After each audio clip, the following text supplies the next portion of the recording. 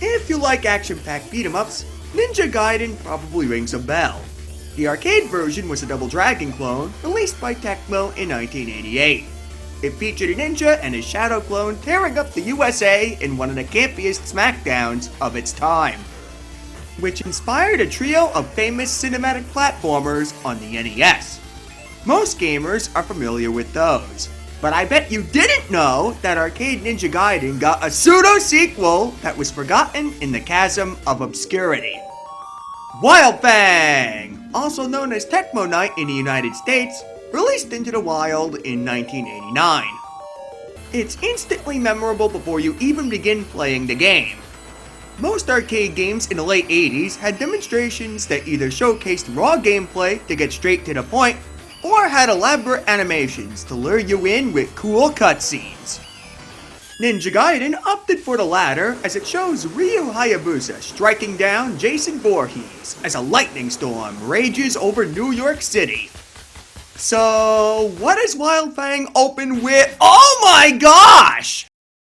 To give the shockingly violent opening a little context, just imagine you're a kid glancing at rows of games at your local arcade. You'd see familiar cartoon superheroes like the Ninja Turtles, maybe a driving game or two with sweet-looking luxury cars, Ogre from Hell gouging a lady's eye out. If you were still brave or morbidly curious enough to put a quarter into the machine after that traumatic opening, you instantly became a man, ready to give those freaks a taste of their own medicine. You kick their heads clean off their neck like a football.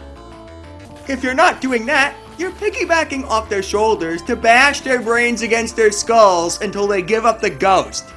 It's so barbaric and gratifying, especially if you had a bad day and need to unleash tons of frustration.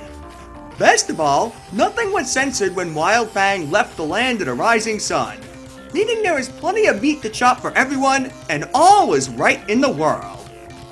Yeah, pointing a plastic gun at virtual robbers is too much and poses a danger to society. But this is perfectly fine, slipping under the radar and avoiding parental controversy. Getting back on track though. Bloodbaths won't hold most people forever if they're as shallow as a puddle. Thankfully, Wild Fang has gameplay teeth that are sharp enough for a choice cut. You're a valiant warrior riding on a beast that can bear a burden. Your main defenses are simple but effective. You got a basic ground attack and the ability to mount most of your adversaries for a brain bash. Bizarrely, you don't have a jumping attack, but being able to mount most of the enemies mostly makes up for that. Most brawlers that came out around this time let you use more moves by pressing combinations of buttons. But not Wild Fang. Instead, Wild Fang gives you a transformation button which lets you swap back and forth between a big dude and a vicious tiger, changing your fighting style completely. The giant is slow, but packs powerful short-range punches that often stun enemies dead in their tracks, while the tiger lets you wield a fast, long-distance mace at the expense of sacrificing damage and stopping power. It's pretty common for newer fighting games, like Mortal Kombat 4, to give characters multiple different fighting styles, but it wasn't nearly as common in 1989, making it one cool gimmick. There's more to the switcheroo than looking cool, of course, especially when you meet your opponents. I have to confess, these massive, merciless monsters are a huge reason why I fell in love with this game at first sight. Forget generic street punks. This game opens up with drunken skirt demons that stop to wet their whistles every once in a while. The brain-dead grunt enemies, of all things, are beefed-out bodybuilders and have shockingly detailed idle animations. How much cooler do you think other games would be if they started with devil dogs that wanted to ask you a question instead of wimpy slimes? That sets the tone for how cool the actual threats in this game are. Fire-breathing lizardmen that can scorch you from 3 times their length. Ogres that can swing their clubs dangerously quickly. Charging minotaurs that really know how to use their head. And King Kong, just to name a few of these terrific creatures. Usually you'll have to fight a variety of these enemies all at once. and there's always an ideal strategy waiting to be uncovered in every fight. Let's take King Kong here for example. King Kong leaves himself wide open when he tries to give you a hand full of trouble, and he isn't vulnerable for long after he tries to squish you. Once you start attacking it, it doesn't have much durability and it goes down quickly. Using the tiger's faster attacks gives you a better chance at survival since you don't have to worry about getting interrupted with the hand's low hit points. Better yet, the transformation effect also functions as an emergency bomb that makes you invincible for 2 seconds in case you're about to get clobbered, giving you a get out of jail free card in case you fail to stick to your plan or something goes unexpectedly wrong. It doesn't end there either. The environment itself is littered with barrels, bombs, and unstable structures that are just as much of an inconvenience to the enemies as they are to you. One meticulously timed bomb blast could save you the hassle of having to deal with an entire horde of animals. This system is tightly designed, and the end result is one hectic game where you feel the satisfaction of using your brawn to react to enemy movements, and your brains by scanning the environment for any advantage that can make damage less likely. Always a method to the madness. I think I made my point about the gameplay loop's excellence. As much as I'd love to declare this an Uber game and end this review now, your mileage may vary. There are numerous game design decisions that might drive someone away from Wild Fang, which need to be mentioned, so you can make an informed decision on whether or not this game's for you. The first immediately noticeable one being you can only attack one enemy at a time. Anything creeping up from the sidelines needs to be evaded, which spits in the face of most arcade beat-em-ups. If you're used to Final Fight and its many brothers where you can mow down clusters of enemies, this takes some getting used to. The second and most divisive trait is Wild Fang's ruthlessly unforgiving difficulty, a staple of the Ninja Gaiden series. These legions of evil are brutal and won't hesitate to take out 25% of your health bar in one hit.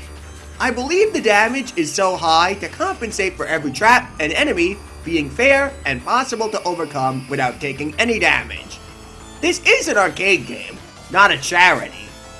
While the high damage might be a teensy bit frustrating at times, you'll never get too frustrated because there's never any point where you'll outright be robbed of a life.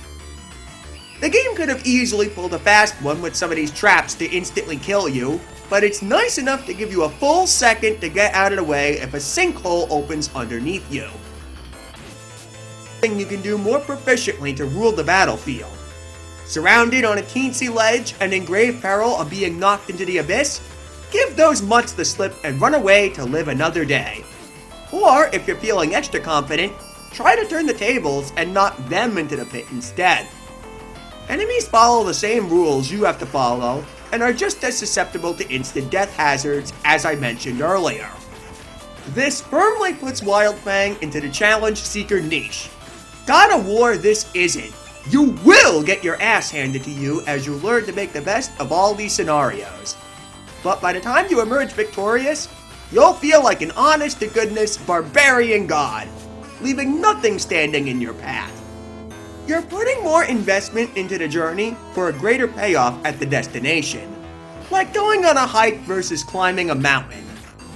I understand not everyone wants to or has the time to learn their video games. And if you want to just relax, Wild Fang isn't going to be up your alley. You'd be better off with Dynasty Warriors, which is going on a hike. But if the idea of mountain climbing and the glory associated with it excites you, then recommending Wild Fang, and the rest of the Ninja Gaiden series for that matter, is a no-brainer. I'll wrap up the review by talking about items. They're not as integral to the design as the enemy placement or the stage structure, but it's worth mentioning because of how much it stands out from other games.